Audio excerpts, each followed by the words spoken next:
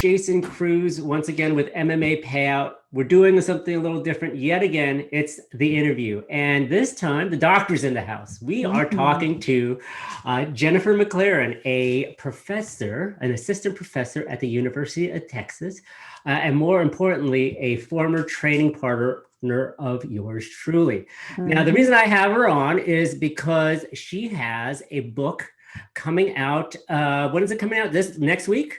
It's coming out the 30th. Oh, March 30th. And it is called Fighting Visibility, Sports Media and Female Athletes in the UFC. Jennifer, welcome. Jen, can I call you Jen or Jennifer? What do you want? Jen's good. Jen, welcome. How are you doing, first and foremost? You're talking to us from Texas, correct? I am. I'm talking to you from Texas. Things are going pretty well. Pandemic fine. Yeah. And so you guys were just in a terrible kind of a snowstorm in Texas. So how are you guys all doing?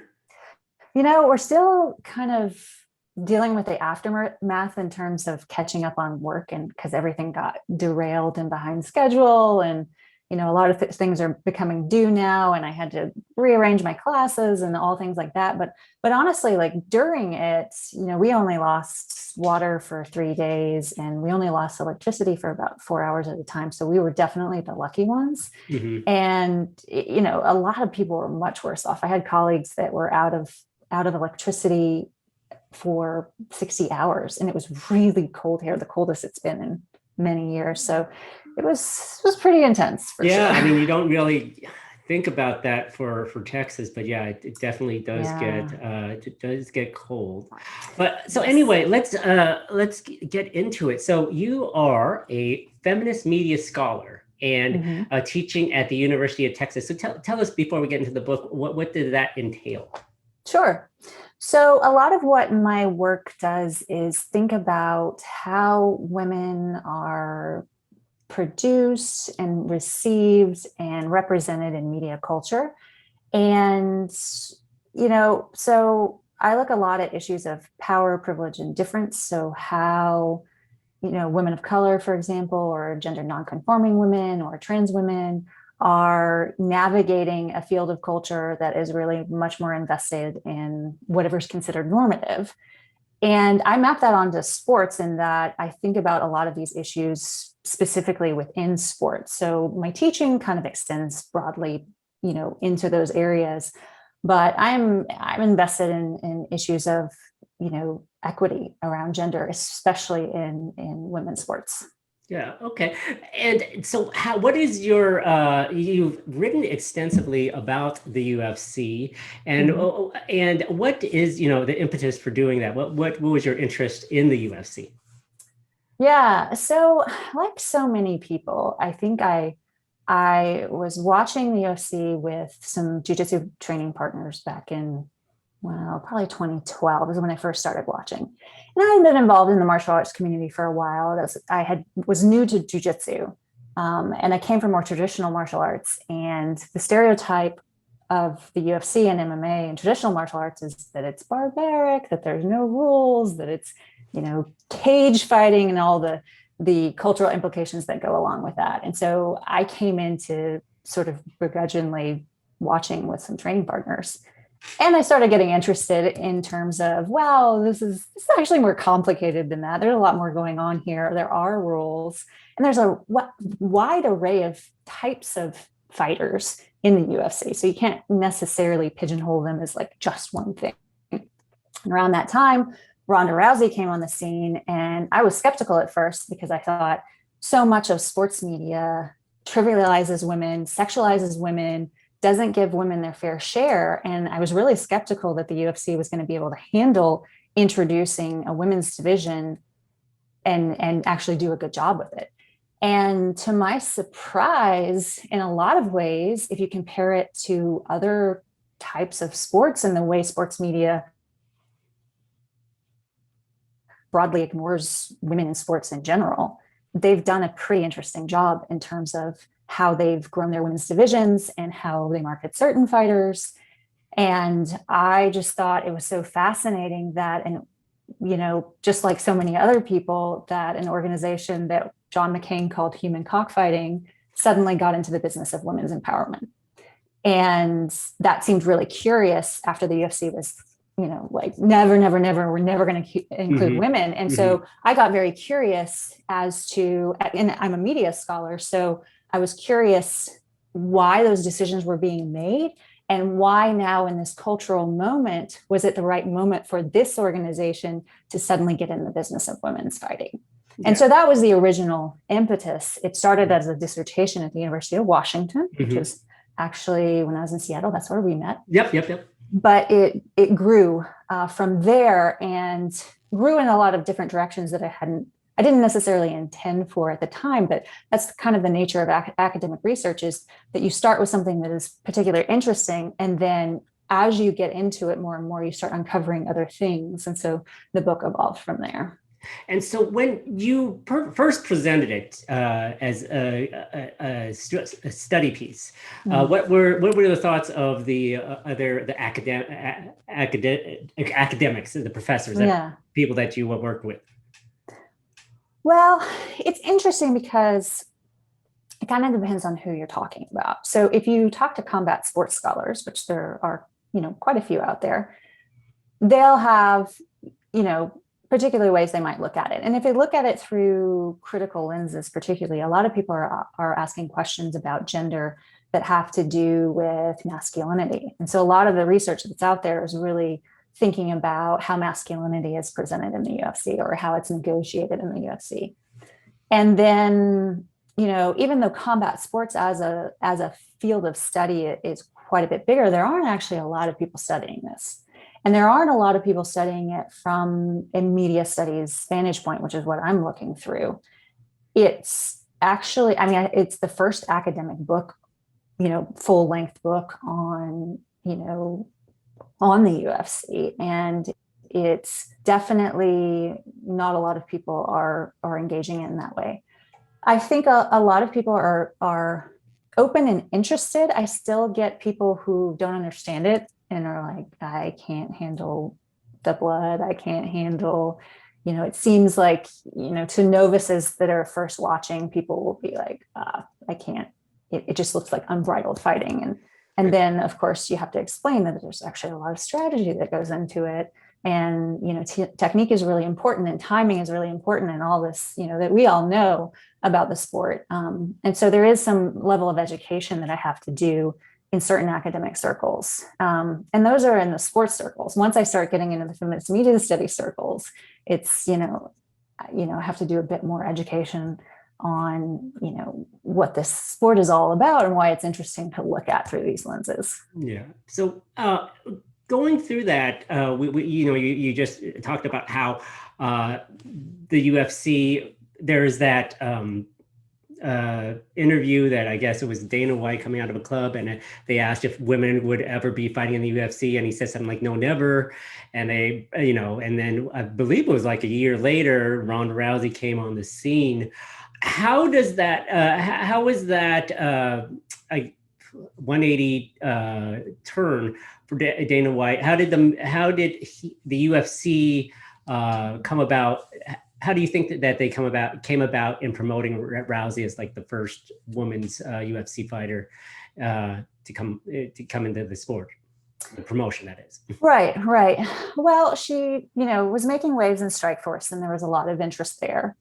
And she has a lot of attributes of athlete stars that people look for in terms of athletes themselves, and then also specifically for combat sports. So for example, she's charismatic, she's attractive, she has an interesting background in that she's an Olympic judoka, and she slept in her car for a while after the Olympics. So that's a story that they can spin that's interesting for people because it plays into this idea of the American dream.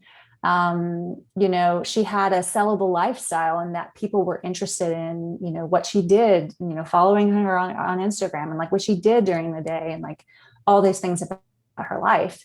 And that is true for when you look at sponsorships for most athletes. If you have those combinations of things, then you are kind of a marketing goldmine, and that you can be used to sell a lot of things. And that, draws interest to the UFC. It draws interest in terms of sponsorship.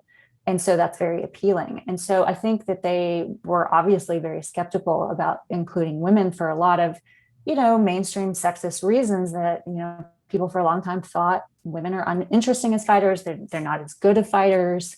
Nobody wants to see women get punched in the face. And Dana White has said things to that effect too. But when they introduced Rousey, it exploded, and they said that they were going to do a 6-month experiment in women's fighting, and Rousey really took off. And I think an interesting thing too about the UFC is, even though they say never, never, never, never, in a lot of ways, they're pretty innovative with how they go about growing their brand. And, to give you a few examples of that, they really took a hold of social media early. They were early Twitter adopters. A lot of that was out of necessity because they weren't getting traction in mainstream media.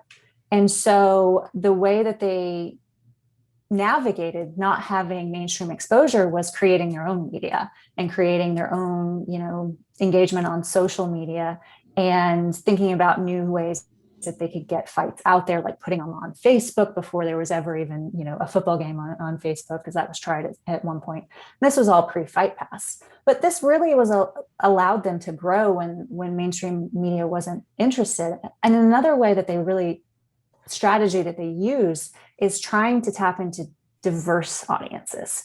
So what I mean is trying to promote Kimbo Slice because it might bring in an African-American demographic, or, promoting Djurgic because she's Polish and that can help bring in the European contingent, or Zhang Weili, who, we can see now they're really using her to promote in China, and they're securing all these deals within China in terms of broadcast rights because of her.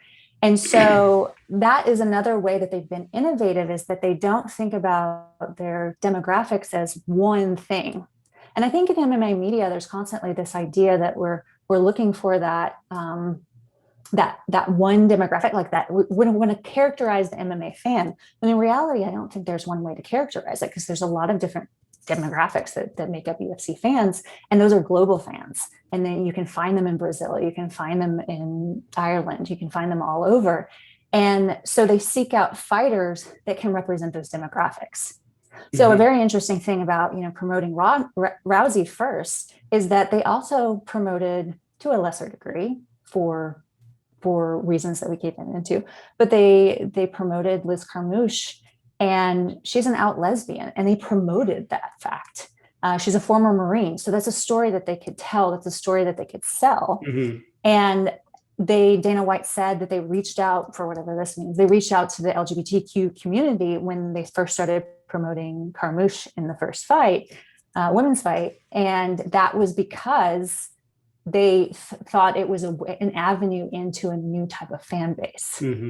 So this is like creating kind of a perfect storm in that how they are perceiving of growing new audiences, using fighters to represent new audiences and to grow different demographics by that representation.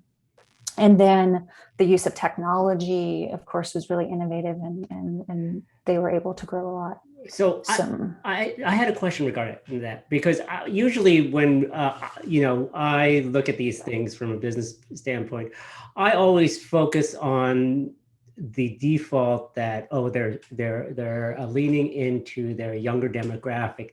Predominantly, they're adult 18 to 34. Early adapters, people who are willing to try out new technologies, people who don't necessarily have a cable package, so they're willing to stream online, they're willing to try new things, that kind of thing. How does that push or play into your theory that the UFC was trying to diversify their demo? So great question. My first chapter after the introduction is called Developing the Millennial Sports Media Brand. And the way I define a millennial sports media brand is a brand that is in touch with a user or a consumer demographic that is millennial in generation. And what we know of millennials is that they are way more technologically savvy than earlier demographics. They are, they want to stream things. They want to find social media content. They want to consume, in a variety of different ways. And another couple of things that's interesting about millennials is that they're far more open to global perspectives as a generation, and they're far more interested in seeing diversity represented on their screens. So if you think about those three things, technology and being able to engage with different platforms and streaming services and social media, you think about the fact that it is a global brand, but if your millennial audience is interested in being open to the world, then that's also really lucrative for an American audience that wants to be globally focused. And then, also having diverse representations is something that is appealing. Now, all of those things I think make up kind of their brand strategy in terms of, how they're trying to market different identities for different groups of people. And an interesting thing about that I don't really talk about in the book, but I am working on another paper right now, is thinking about that in terms of even identities that seem adverse to diversity. Like, for example, Colby Covington is not known for being the most open and generous person when it comes to racial and gender difference. So, but that's even a market for them. There are people that do want to see that kind of representation. They love Colby. And people love Colby. And then also people hate Colby for those same reasons. And so it gives, when we think about diversity, oftentimes if we're thinking about it in terms of equity and inclusion, we think about social justice issues. That's one thing. But there's also this level of diversity that happens where just seeing different people represented is appealing to different brands. And it doesn't mean that organization or the promotion is making strides in terms of equity and really doing great things for racial injustice. That's not the argument. The argument is that they instead want to have a fighter that represents everyone, and they want to have fighters that can open new markets like Zhang Li. So I think that's all part of what's going on in this. Yeah. So just to go back a little bit here to the infancy of promoting someone like a Rousey at that time in 2012, was there, do you think there was a particular reason why the UFC didn't look into perhaps getting someone like Cyborg Cristiano Justino into the UFC? With that, at that time, I just recall there was a lot of groundswells, like Rousey should fight her. It would have been a super fight. People, it would draw more fans. Was there any issue aside from the obviously maybe money, but aside from that, was there an issue as to why the UFC didn't want to promote her? Was it because of how she looked? What was it? I think it's a combination of factors. Like I mentioned before, there are, when you think about promoting particular athletes, things like charisma and attractiveness and lifestyle and appeal, like all of those things go into it. And so that's part of the reason that Rousey was appealing. Another part that works in combat sports in particular is that Rousey can trash talk. Rousey can make us believe that she has bad blood with the people that she's about to fight. And so that makes her a really appealing, fighter to market for a promotion like the UFC. So you look at Cyborg, for example, and she's faced an uphill battle in her career since the get-go, because if you look back and how she was marketed against Carano, it was the beauty versus the beast. Right. And so her appearance has been the subject of ridicule since the beginning. And that is a factor in promotion, like being able to actually, make a fighter look appealing and to sexualize them is part of the promotion of female athletes. It's a reality. And, that Cyborg doesn't fit that bill in the same sort of way as somebody like a Rousey would. And so if you don't have that, and, in terms of charisma also, if you think about her, she has, she might have some charisma, but it doesn't market in the same type of way. She also doesn't trash talk. And she's also not afraid to stand up for herself and advocate for herself if she feels like that she's being mistreated. And so if you look at, all of those factors, on top of that, of course, she's a woman of color. And so women of color are not marketed and given as much money in terms of sponsorship and as much money, across the board in sports as white women. White women are also disadvantaged when you compare them to men, but it's women of color are also, facing issues of racism as it intersects with sexism. Now, do you have that factors in? Is there numbers that back up this the belief that women of color are getting paid less than white women? So in my book, I do go through, let's say, for example, if we talk about research across the board about women's sports, yes, absolutely. Okay. There's plenty of research out there. In my book, I actually look at this, and it's obviously difficult to tell with the UFC because they don't disclose all fighter pay.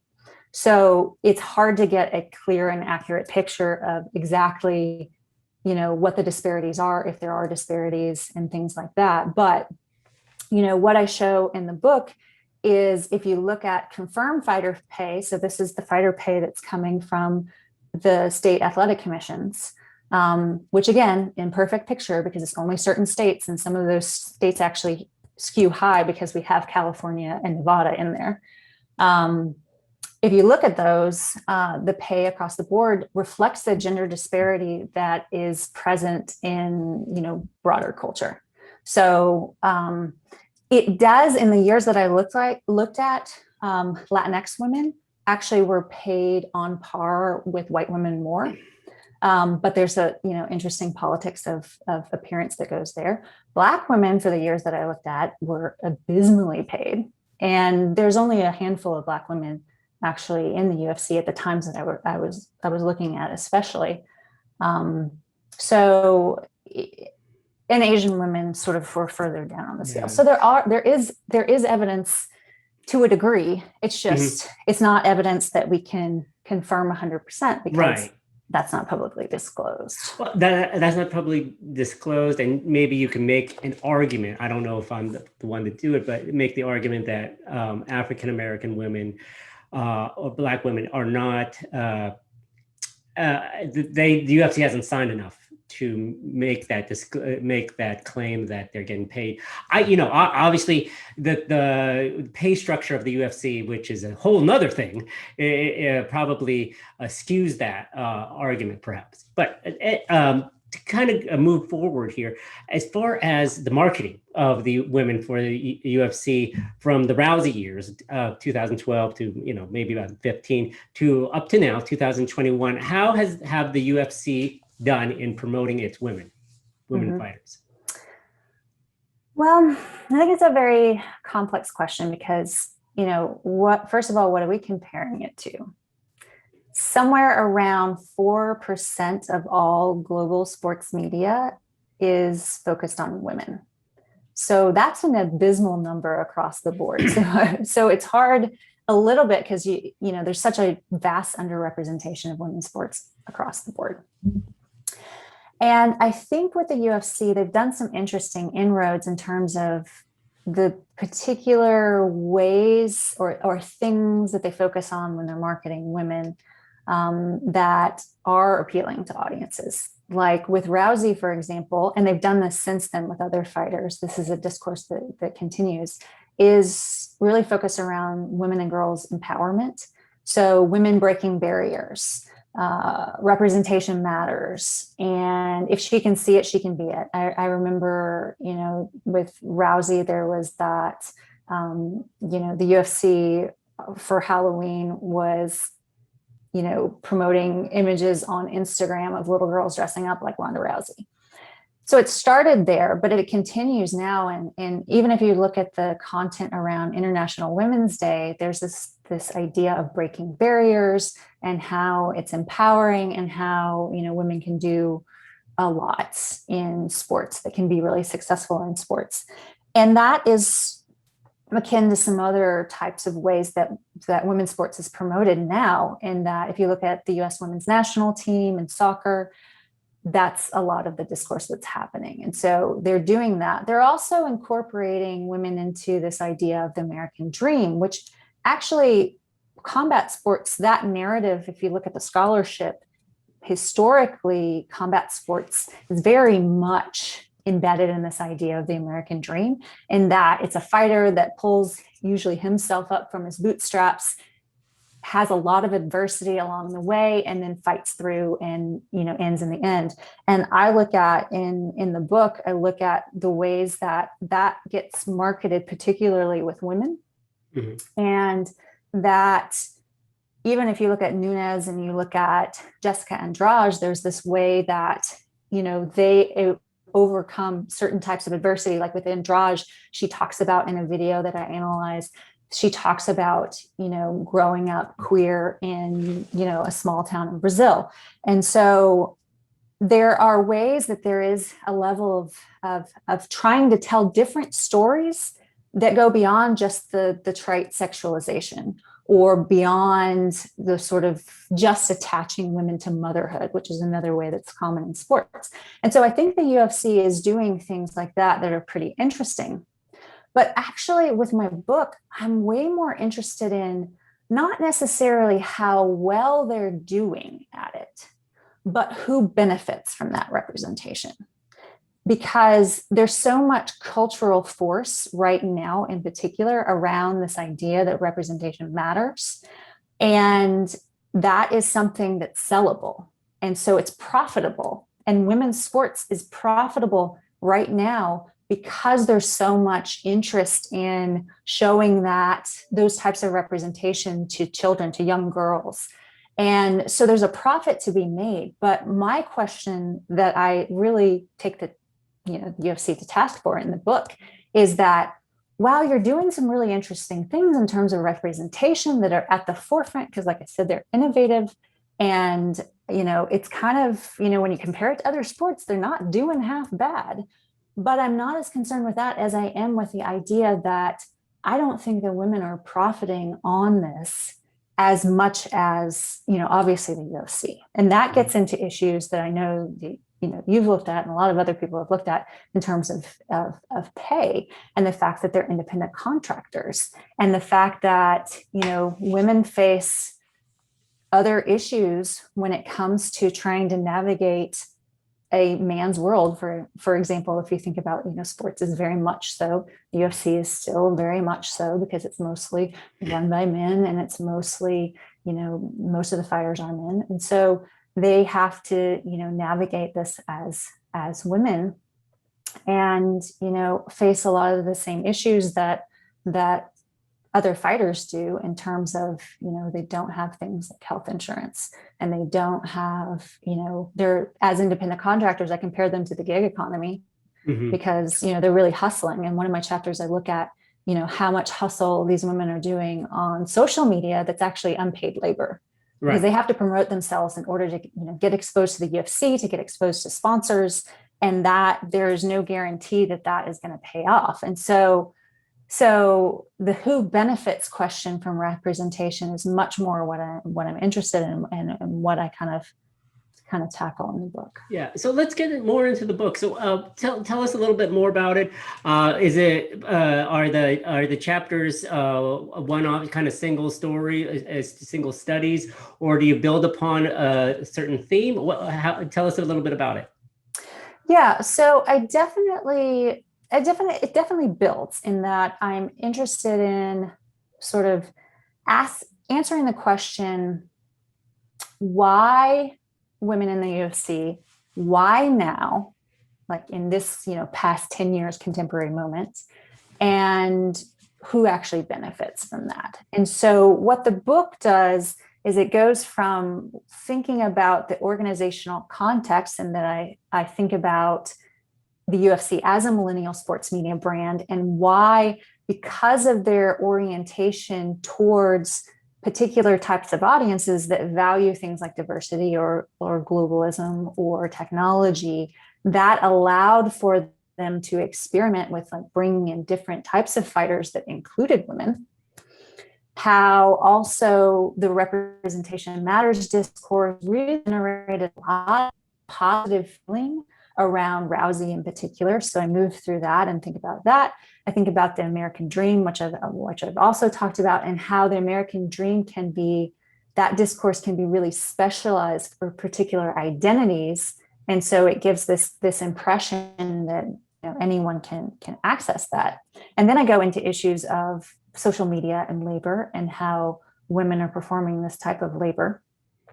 And finally, I end up talking about Project Spearhead and Leslie Smith and thinking about some of the stuff that you've looked into in terms of independent contracting status and what that means for pay and what that means for, who's benefiting in the sport. I think we all know who in the end is benefiting, but I wanted to actually focus on a couple fighters here. First, let's talk about Weili Zhang, just because of her the Chinese, from a business standpoint, the market in China is huge for the UFC because of so many people there, so many people following the UFC. They did the investment into building a performance institute in Beijing, and now they got just last month they scored a huge rights deal with them. Zhang, I don't want to say lucky, but I think that Zhang really was really helpful for the UFC because she won the title, and then in spectacular fashion, in China by defeating Jessica Andrade, and then she puts on probably the fight of the year of 2020 with Joanna Jędrzejczyk. It's hard for me to say that last name. It's always hard to say that. Yes, but okay. So here's what I wanted for you to kind of expound upon. She is not typically someone that the UFC can market simply because English is not. She's not very strong with English. She's Asian. She's not from America. How do you address that in your book? And even if you don't, how do you think the UFC can benefit from her to people outside of China, perhaps? Because I think with China, it makes more sense. Yeah, it makes more sense. But like to put her on, I don't know if you could say the Rousey pedestal, but like something of that sort. Well, another thing that we haven't talked about yet is when I talked about what goes into making a star athlete, I overlooked a very important piece, and that is skill. So we know that people can be marketable and you can kind of be mediocre fighters and can be marketable to a certain degree. But when you have a really exciting, well-rounded fighter like Zhang, that does matter in all of this. So the fact that she's winning and the fact that fight against Joanna was so good, really does, help in this situation. And so, but, to get back to some of my earlier points about, thinking about the UFC's target markets more broadly, I think it fits really perfectly in that. So if you look at the more millennial fan base, of course that, we have the alt-right faction within the MMA fan base, and that, people like Kareem Zidane really explore that really well and have some great analysis on that. But I think that, that's just one of the markets. There's actually many more that are much more diverse. And part of that is not only that, it's just millennials are more interested in having diverse representation and having, they're willing to follow a fighter that's not American. And we see this across, different types of sports in that, if you're a soccer fan in the US, usually you're going to have your favorites outside of the US that are players, usually in Europe or maybe in South America. And I think that this sport is similar in that way. And so it's not that much of a risk to market a fighter that is, ethnically diverse, linguistically diverse.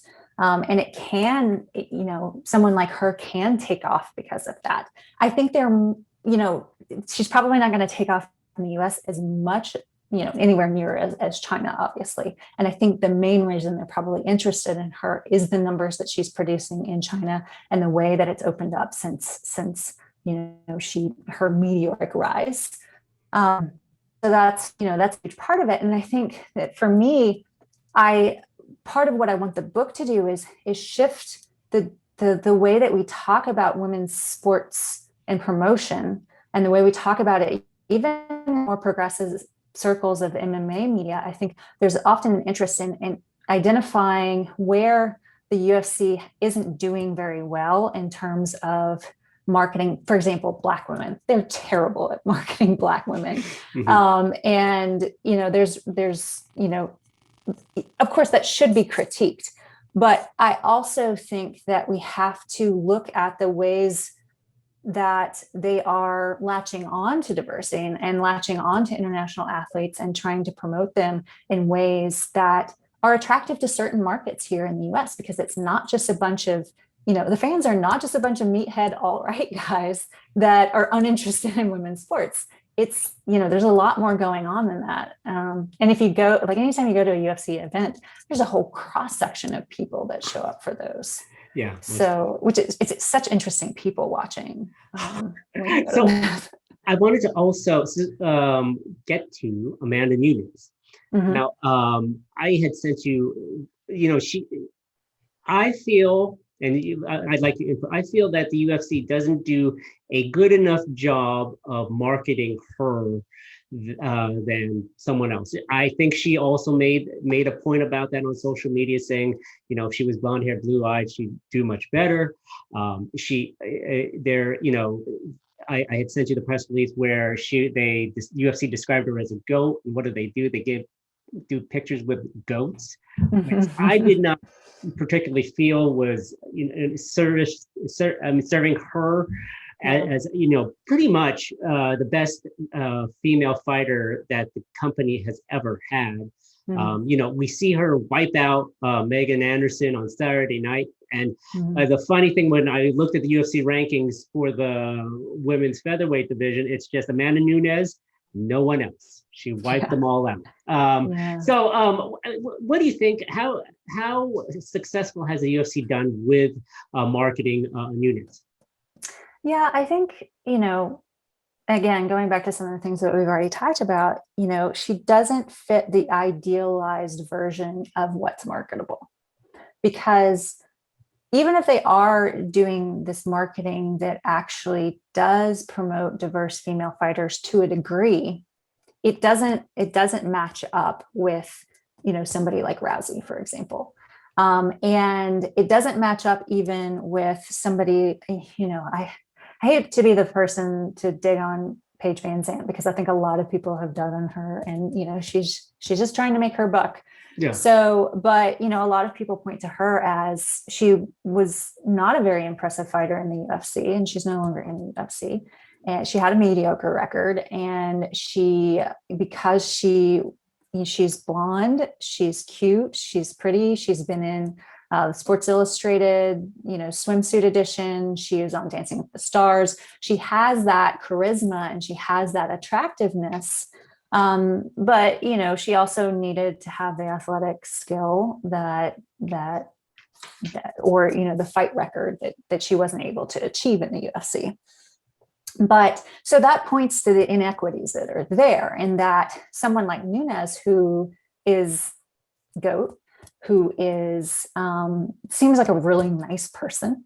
She is a lesbian who just became a mom. So that's an interesting story to tell. And I think they're telling that to a degree. Yeah.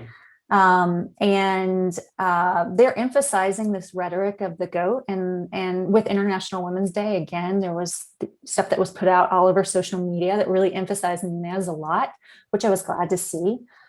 But it pales in comparison, because of the intersections of honestly, it's the intersections of racism and sexism.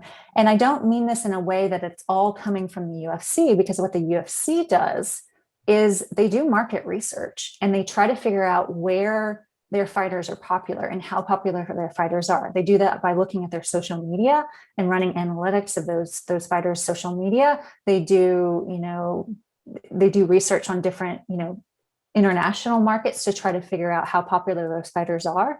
And so it's not just about, what the UFC is putting out, it's what they're seeing in response to the fan base and like how much the fans are latching on to different fighters. And so I think with Nunes, it's, it is hard in that they can market her as the first LGBTQ champion, and they can market her as the first mom champ, even though Watterson really, really, really wanted that title.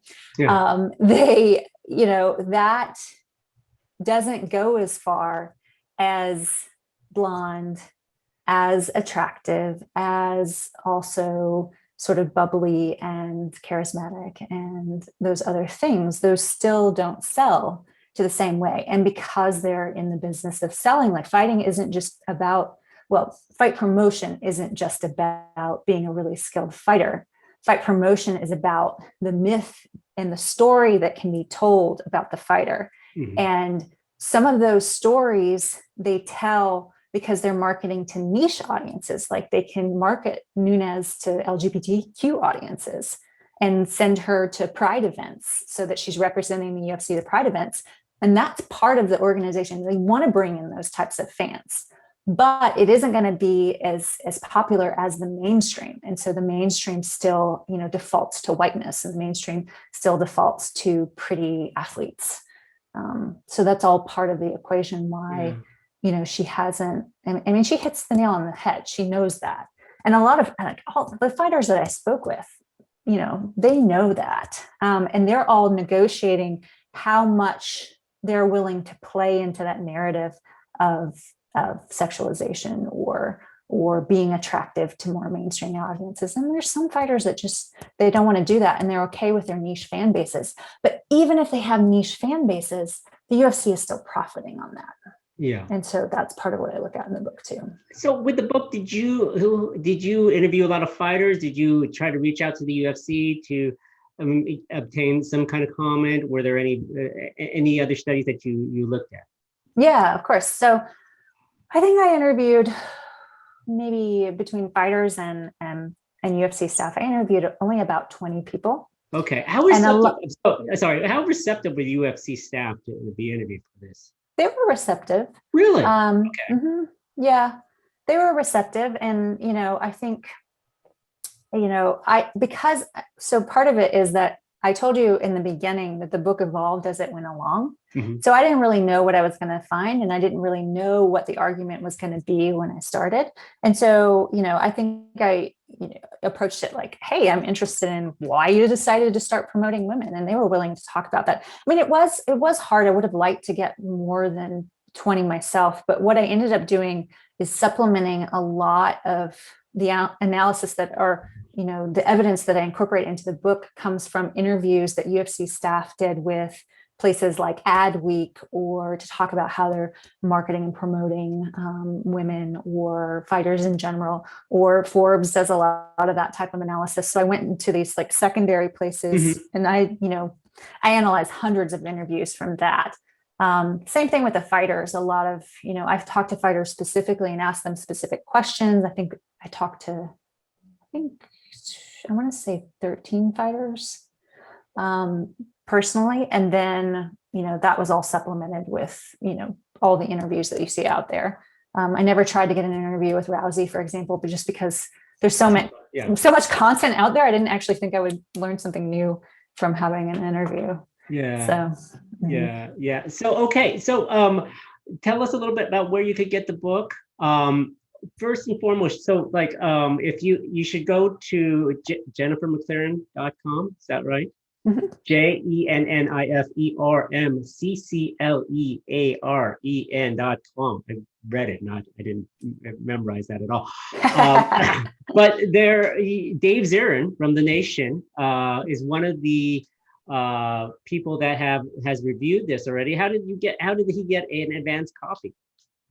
So the press just reached out to him and asked if he would be interested in reviewing it, because this is, because I talk a lot about labor in the book. Okay, yeah. And he, obviously is somebody that covers that from a wide range of angles, like the NCAA and the Olympics and FIFA and things like that.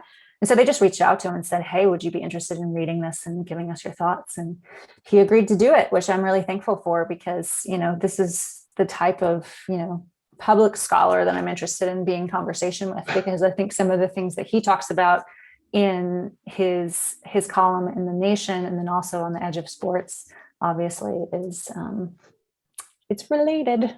That you're doing with Julie Kedzie, correct? Yeah. Tell So sure, I'll tell you about it. So it's the book launch. We're doing a virtual launch, obviously, because of the pandemic. Yeah. And it's you can find it if you go find me on Twitter. It's pinned to the top of my page. So my Twitter handle is at @McCLearen, McClearen. And you can find the link to register there. But that is March 18th, 4 p.m. Central Time. And Julie and I are just going to talk about the book. Julie is one of the people that I interviewed for the book. So we're just going to chat about her thoughts on it, questions around why I wrote it, and things like that. So, and I'm really excited because Julie's fantastic. And when I first started researching for the book, everybody I talked to, every time I asked questions, they would be like, you should really talk to Julie Kedzie. So I finally got to near the end, actually, of my research. And I'm so glad I did, because, she was obviously a really great person. So I really appreciate her willingness to chat with me for about an hour about the book. So that's March 18th. That's awesome. And then, so right behind you is the cover art. How did you get the photo for that? Sure. Yeah. So that is a Willie Peterson shot of Rose Namajunas. Okay. Awesome. And we just the press reached out to him and said, hey, would you be willing? This is what the book is about. Would you be willing to use this fantastic photo of Rose? And he agreed, and Rose agreed. So yeah, that's the cover of the book. And I will say also, Amy Kaplan supplied a lot of the photos in the book, which were really fantastic. And so I'm glad that we're getting to showcase her work. And so, yeah. Awesome. So have you attempted to contact the UFC or send the UFC a book? I think I may have sent them one of mine, but they no, I don't know how that works. They're mixed martial arts and the law, and they were like send it to our lawyers. No, so have you spoken to anyone at the UFC outside of the interviews that you did regarding not since then. Okay. I can't imagine that they're going to be super receptive to the book, because I'm asking them to change their business model effectively. And usually big media giants are really reticent to change up how they do things. So I haven't reached out to them. And really the audience of the book is more about reaching out to, I identify the audience as progressive, already converted people who are interested in women's sports. So that's fans, that is journalists, that's academics. And it's really trying to shift the conversation around not ending at representation matters. And if we just get the representation right, then women are going to achieve equality. Because I don't think that is the case. Instead, we have to think about how does the system work to allow women not to benefit very much from that, and only to benefit from a degree, and maybe only certain women who have certain racialized identities and look a certain way, they're going to be the ones that benefit the most. And so the rest of the women are not benefiting. So, and that's why, that's the audience. And so, because I think that we need to have that conversation more broadly, and not just assume that if we just achieve some sort of parity in representation, suddenly everything's okay. Interesting. It's going to be an interesting read. Fighting Visibility: Sports Media and Female Athletes in the UFC. Check out the online event on Facebook, March 18th, and then the book is open for the public on March 30th, correct? Yep, and you can buy it from all the usual suspects: Amazon, Barnes & Noble, University of Illinois website. So lots of places to get it. Awesome. And this is published by the University of Illinois, correct? That's right. Okay, awesome. All right. Well, Jennifer, thank you once again for coming on to the interview. I appreciate it. It's great seeing you again, and we will look forward to the book coming out at the end of the month. Awesome. Thanks so much, Jason. Yeah, I appreciate no problem. Yeah, definitely.